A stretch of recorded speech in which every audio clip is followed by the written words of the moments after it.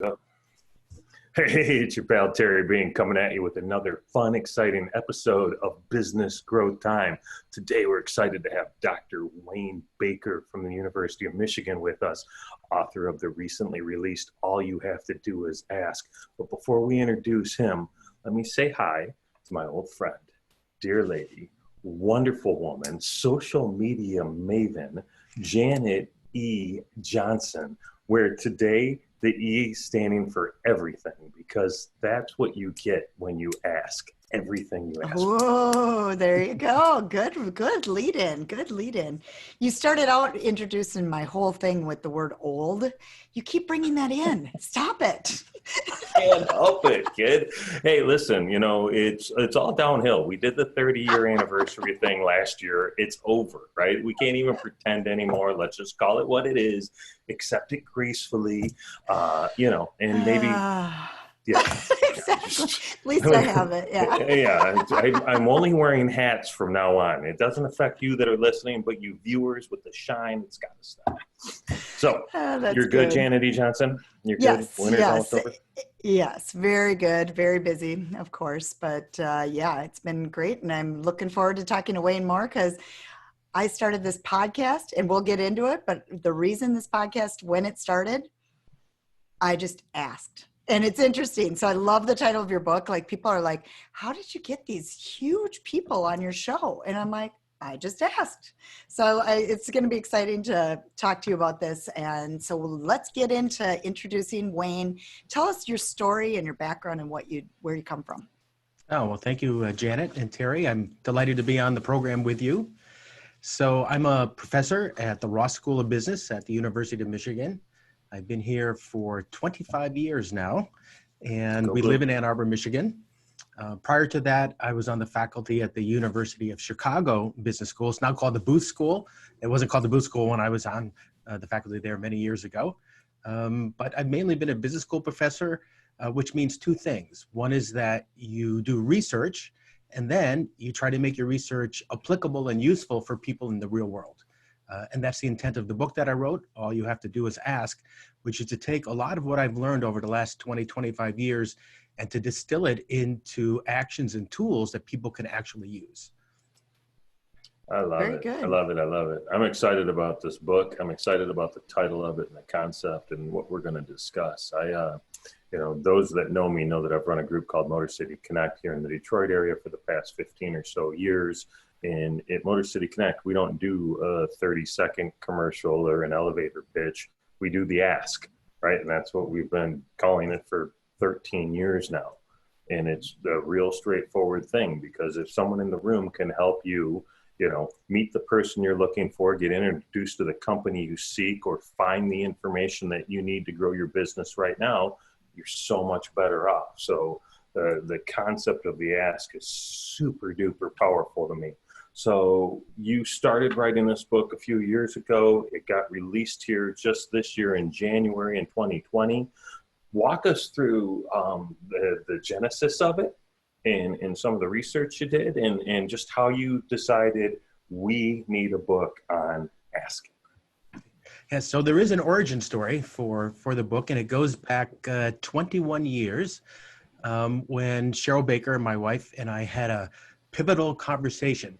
And so I'm a sociologist, that's what my PhD is in, and I specialize in social network analysis, and so forth. And in that conversation we had 21 years ago, she said, you teach your students how to analyze their networks, to map their networks, to graph their networks, to diagnose the strengths and the weaknesses, but what do you tell them to do with their network? What's the action?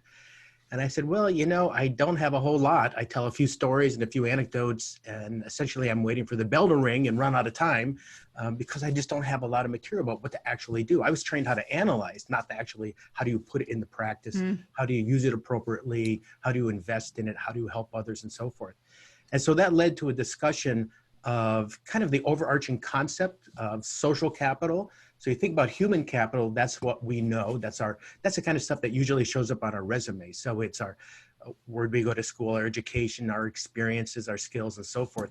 Social capital is a network, right? And so both of you know very well about the importance of the network. Both it's your personal and professional connections, formal and informal. everyone has a network. And so I said, there is this concept in social capital that it's the networks plus generalized reciprocity. So there's a nice academic term for you, but it's useful, I think, because when we think about reciprocity, we usually think about, Janet, you help me and I help you, which is great. We would want that to happen. But this more indirect or generalized form is that, Janet helps me. I feel grateful. I pay it forward and help Terry, who pays it forward to someone else. Again, it comes all the way back around. So the Motor City group you just described, I am certain that's what happens in that. So we created an activity back then that would create this in teams and groups. It's called the Reciprocity Ring. And it's a team or group level activity. It's done in groups of 20 to 24. When we have very large groups, we've done it as large as 900.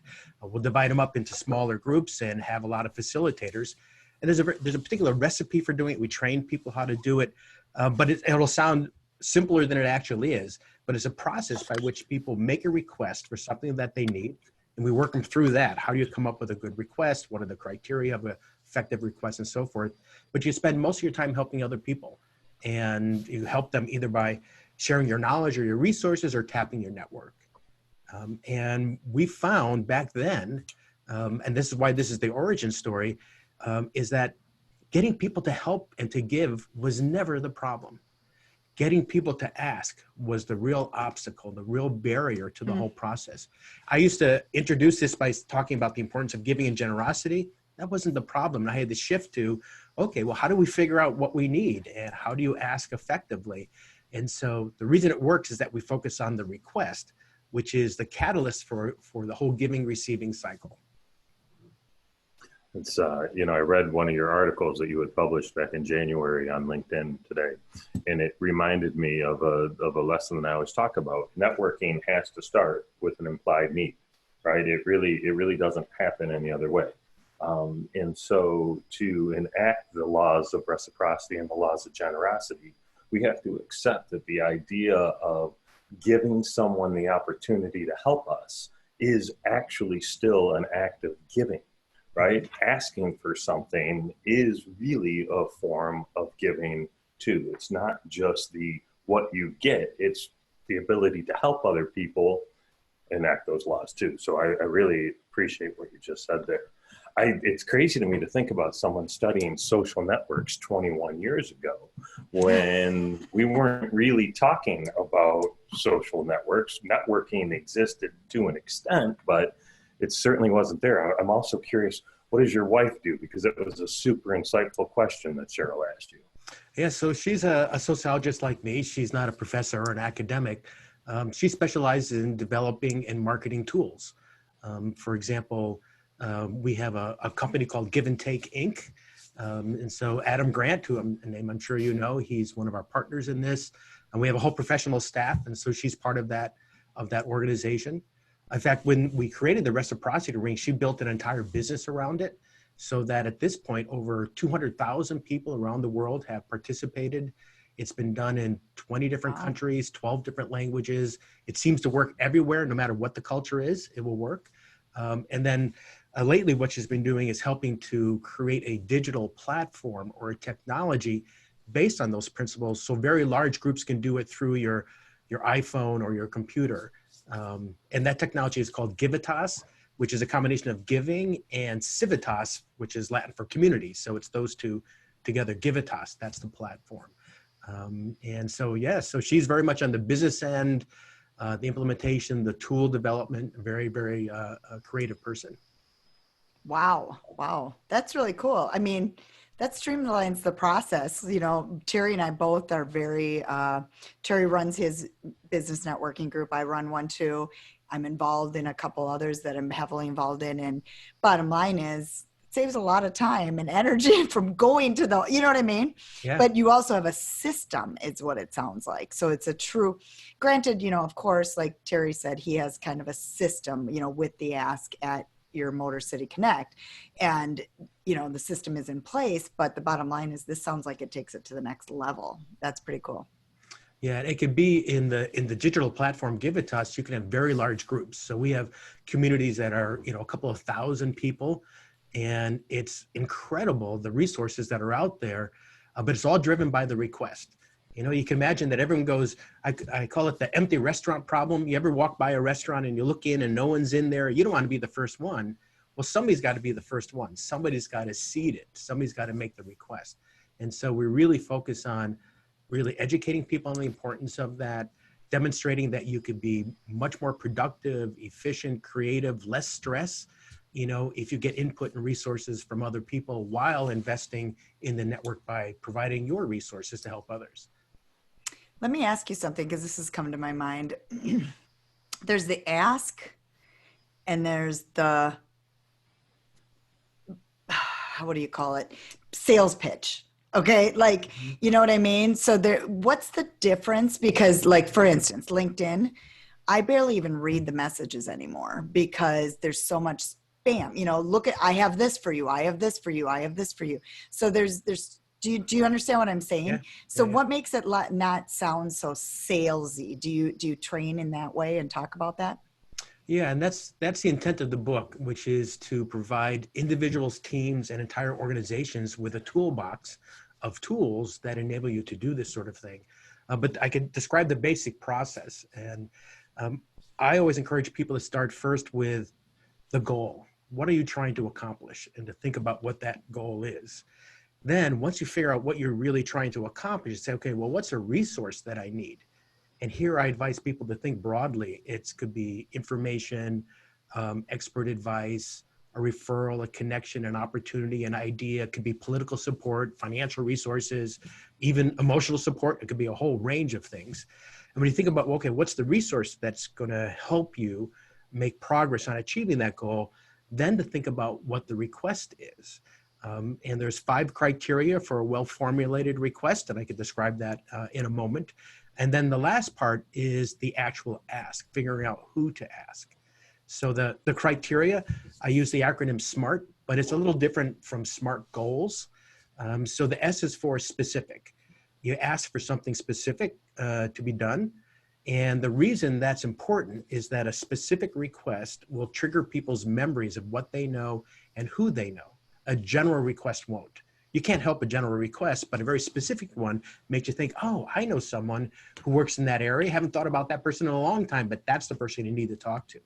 So the M, now this is very different from the M for SMART goals, which is measurable. And measurability is nice, but M is for meaningful.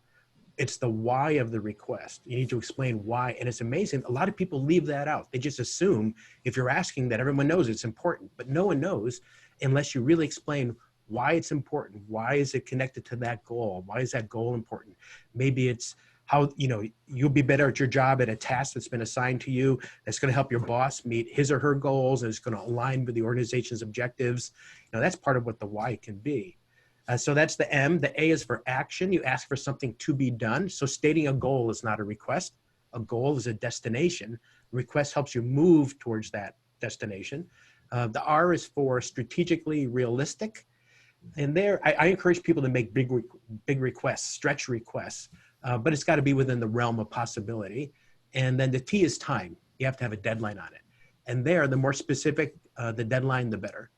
So we'll have people go through that process. I have exercises in the book about how do you figure out what are the goals, and then the resources, and then, okay, now let's formulate it as a SMART request. And then you think about who you can ask.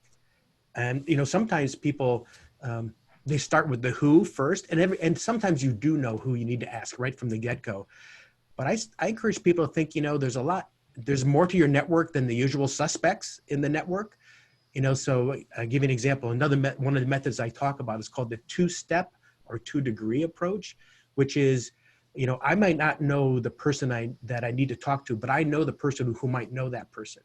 So I got a colleague of mine who runs an innovatrium. It's kind of an entrepreneur innovator space.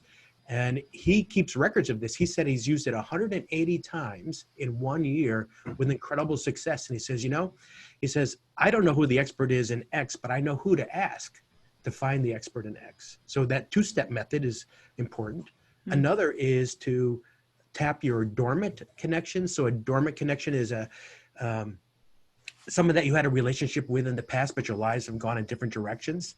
Now, most of us would be pretty reluctant about reactivating that connection and making a request. But the research shows that most of our dormant connections are delighted to be reconnected and happy to help. And because, Good point. yeah, and because your lives have gone in different directions, what they know and who they know is really different now from what you know and who you know.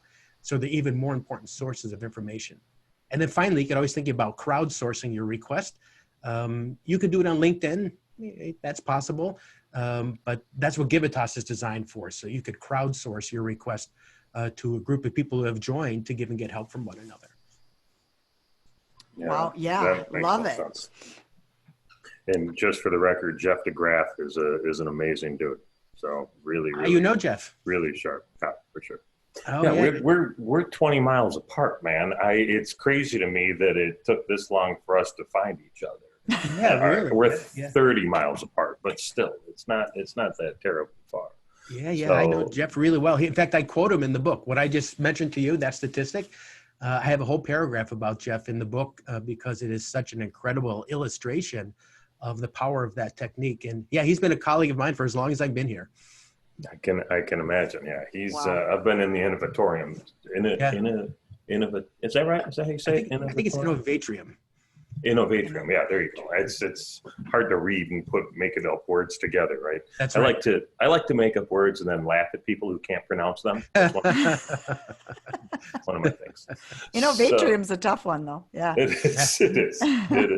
Yeah, he's actually spoken at TEDx Detroit a couple of times, and shared the stage in a couple of places too. Oh, cool. Cool. Yeah, I just gave a talk at Tech Town.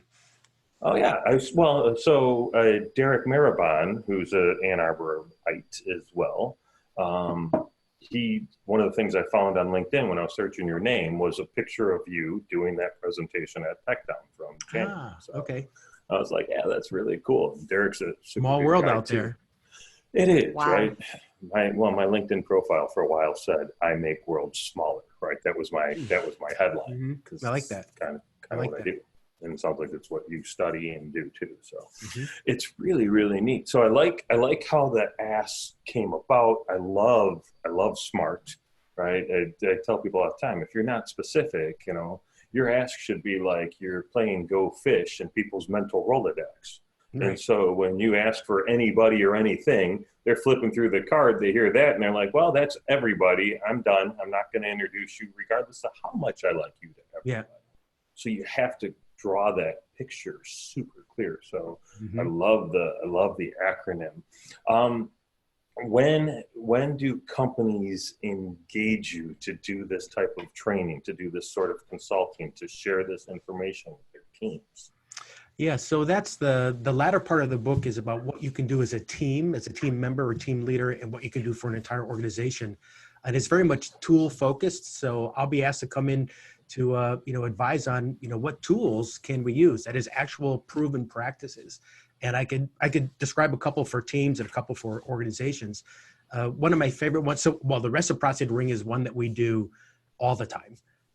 It could be done for a team where people get help from one another in the team. It could be done for people from different organizational silos. If you have some people from one silo and the other silo, it will naturally build connections across the silo. So it will break down some of the silos. But there are a lot of other tools. One of my favorite is the daily stand-up, which is very common in IT and software development, as you know. But I think it has widespread applicability to any team. So we use it at our Center for Positive Organizations. That's not IT or software development. And every morning the staff will have a stand-up. And they'll go through the three items you always address in a stand-up. Usually we stand up, you're in a big circle, and one by one, you address 3 points. What did I work on yesterday? Here's what I'm working on today, and here's the help that I need.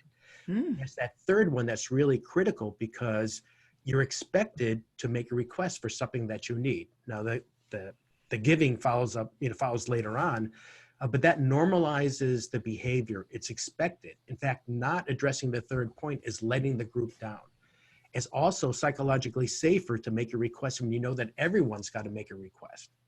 So all these tools are ones where it's not like there's a bright spotlight on you making your request and everyone's staring at you. Rather, you make a request in a context where everyone has to make a request. So the stand-up is one. There are huddles that are both formal and informal. A huddle would be a regularly scheduled meeting, say every Monday morning at 10. Informal would be one that you would call when you need it, when you're stuck on a problem. So I know this economic consulting firm that uses informal huddles, and when they hire somebody, and they're hiring PhD economists, so these really smart people, and they'll say, okay, we don't want you to work on a problem for more than 20 minutes. And if you're stuck, we want you to stop, call a couple of other economists together and brainstorm about the problem that you're working on. So they set the expectations and the norms for the organization that we expect you to ask for help. We don't want you to labor away for hours when you can arrive at the solution a lot faster by making a request. And then so there's a lot of tools like that at the organizational level. Givitas is a good one because that naturally spans an organization, and people can give and get help across silos. That's the high-tech option. Video conferencing is another possibility. So almost any of the team tools that I described can be done through video conferencing as well. So I've seen stand-ups done where everyone's remote, and you have a series of pictures on your screen, and people will take turns doing the stand-up. Well, you can do it that way with technology, and so people could be anywhere, and that builds connections across the organization. What doesn't work is if people just do it with audio only and they won't turn their video on. And I've been in some of those, and I'm the only one showing my face, and I'll say, this is going to work a lot better if everyone shows their face. And I said, well, maybe we'll do it next time, because who knows, somebody might be in their pajamas and they don't want to do it this time. They say, okay, well, it's going to work better that way.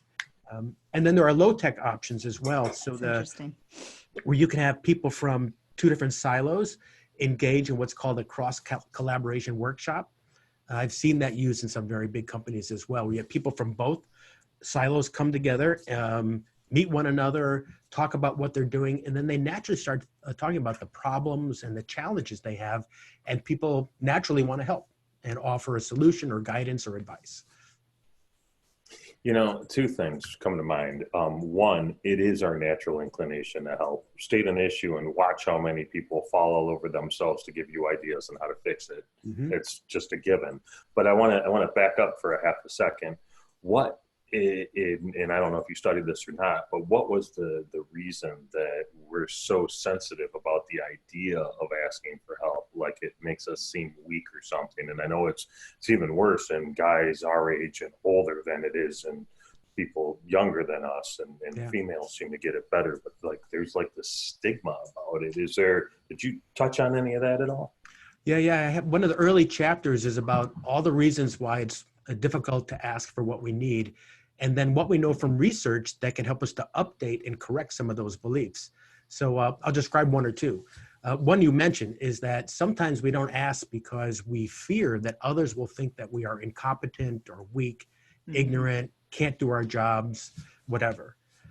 But here research is helpful because there's research that says that, as long as you make a thoughtful request that, follows that process, that I talked about, the goal, figuring out the resource, the SMART criteria, then who to ask. As long as you make a thoughtful request, people will think you are more competent, not less. If you make a trivial request or something you really should know how to do yourself, that's not going to help. But if you make a thoughtful request, people are going to think you're more competent. So another common one is that people think that no one can help, that my request is just too difficult, too challenging. And I'll run some of these activities, and every now and then someone will take me aside and they'll say, I'm not going to ask for what I really need because I know no one here can help me. And my answer is always the same, which is you never know what people know or who they know until you ask. And then what they find out is that amazing things happen. So, I have some stories in the book where people have near miracles have happened because people have had, that they were a little vulnerable. They made a request for what was really important. They explained using the SMART criteria.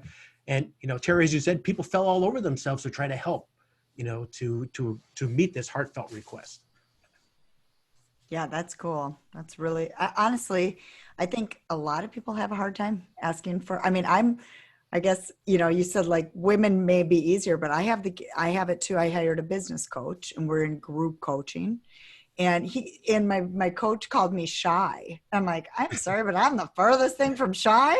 But it's because I'm like, it has to be, if I'm going to ask for help, it's got to be a specific thing, and you don't want to look dumb. It's a whole group, you know what I mean? And I think that's part of it. People just don't want to look dumb and stupid. You know, I mean, that's a big part of things too. Or like you said, we judge what we already have in our mind, that there's nobody out there to help you. Right. And you never know what you don't know. So that's right. interesting. That's right. Yeah. Very good. Any last things, Terry? And then we'll get our action step. Any last questions you got? You know, it's interesting to me. How'd you pick the title of the book? Oh, I worked with the publisher on that. We went back and forth. My original title was Just Ask. And then we thought about Permission to Ask. That was the title for a while. And then somebody at, Currency, which is part of Penguin Random House, is the publisher. Some really smart marketing person there said, how about all you have to do is ask? And then that just clicked, and that just really hit, and really seemed to capture the essence of the book. So that was, I'm very happy with it. Great title. Yeah. Yep. It's a very good title. I like it a lot. And then real quick, just tell us about the Center for Positive Organizations, because that's, speaking of things that are really cool titles. I like that. Yeah, so we focus on how do you create thriving workplaces and thriving organizations. That is where people are engaged, where they want to go to work on Monday morning, where they feel that they're contributing to a higher purpose, where they're treated well, where they have high quality connections with one another, they freely give and get help from one another, and so forth. And so we created the center back in 2002. It was very small then, but now it's a thriving center. And we work, it's kind of, I call it the triangle. So the apex of the triangle is students. So we have programs for students at all different levels of the university. Then we work with research and researchers to develop the science behind this, because all of it is based on science.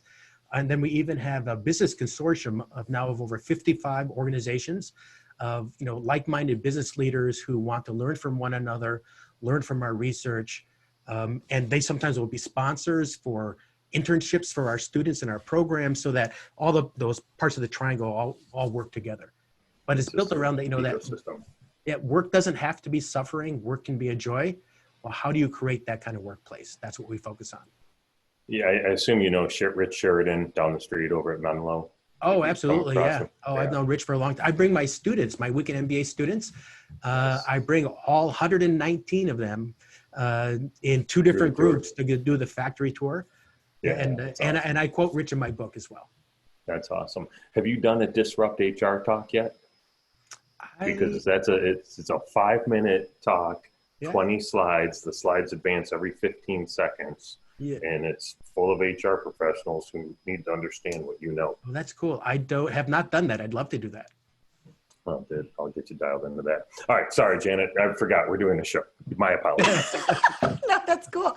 Hey, there you go. I mean, there's the whole connection thing. I mean, it shows it right there, and that wasn't even truly an ask, but it was like, you kind of just mentioned it, and then there you go. So that's cool. We did it right live on the show. All right. So Wayne, let's hear one thing that if you had anything out there that you could tell our audience, the listeners today, that what they could do in 24 hours to get to that ask, what would it be? Okay. So can I mention two things? Absolutely. Okay. So one is to figure out where you are on kind of this map. Are you is somebody who's like an overly generous giver? Are you a lone wolf? Are you the giver requester, which is that's the place you want to be as an individual, a team, or an organization. So there's an assessment that we developed and validated in the book. But what I want to share with everyone is that we created a free version of that you can do online. And if you do it, you also get to compare yourself against our base population. So I created this with one of our wonderful PhD students, Hillary Hendricks. And if you go to the website for the book, you can see the assessment button and do it for free there and get a very nice report. So it's all you have to do is ask.com. So all you have to do is ask.com. Right. So you kind of figure out where that. And then in terms of advice, I have a mantra. I call it Join, Give, Ask, which is when you think about, okay, well, what is it that I could join or participate in? The groups that the both of you run would be totally very natural, but there are others like, there's a meetup, for example, in Ann Arbor about positive organizations every month. And it's people from all over, joining that would be a great place to meet like-minded people. And then find ways that you can help people, maybe by listening to them, talking to them. You can always think about, oh, if you're working on this, I know someone that might be helpful to talk to. And then in that context, to make a request when you have a need. Sometimes people go, well, I don't want to appear selfish. I said, okay, well, think about giving first. It's that join, give, ask. Very good. Love it. Awesome. And then where's the best place to find you online? Or you mentioned your website, mention that again, or are there other website sources, that kind of thing? Yeah, so you can always find me on LinkedIn. That's one. But all my contact information is on the website for the book. All you have to do is ask.com. Great. Awesome. Easy. Any last feedback, Terry? No, it was really enjoyable. It's, no disrespect to you, Dr. Baker, but it was like talking to a mirror, man. It was like, Frank Agan, the gentleman that Janet and I interviewed not too terribly long ago, was a mentor to me 25 years ago. We've been friends for decades at this point, and he's the one that introduced Wayne to us. And Frank and I are cut from the same cloth, so it's no surprise to see that. If you're listening to this and you like this, go listen to that episode too. And while we're on the topic, Janet E. Johnson, they can find us at businessgrowthtime.com. There's 145 plus episodes for your listening pleasure, and you're welcome to join us in the Facebook group, businessgrowthtime.xyz. Any further thoughts from you, Ms. Johnson? Oh, it was great. It did. It felt like I was talking to Terry's world with Wayne. I mean, that's exactly what we all strive to be, the give. And I think sometimes we forget to ask enough. Mm-hmm. So this was great to hear, Wayne. I appreciate your time. Well, thank you, Janet and Terry. This has been very enjoyable, and I'm wonderful to have the opportunity to be on your program. Thank you. Join us.